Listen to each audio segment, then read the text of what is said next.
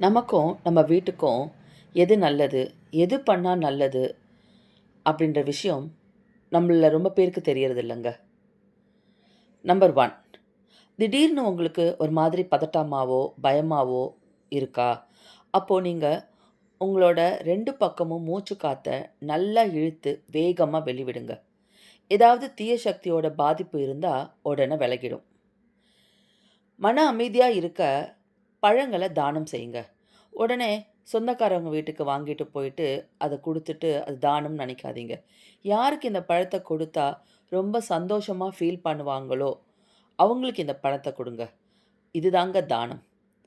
3வது, குறைவில்லாத வாழ்க்கை வாழணுமா?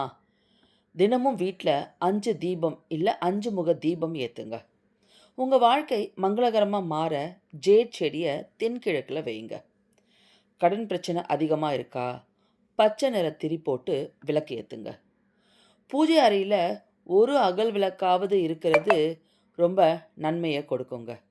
நான் இந்த பதிவில சொன்ன விஷயங்கள்லாம் உங்களுக்கு யூஸ்ஃபுல்லா இருந்துச்சுன்னா, லைக் பண்ணிட்டு கமெண்ட்ல சொல்லுங்க. பிடிச்சிருந்துச்சுன்னா, உங்க ஃப்ரெண்ட்ஸுக்கும் இத ஷேர் பண்ணுங்க. Thank you.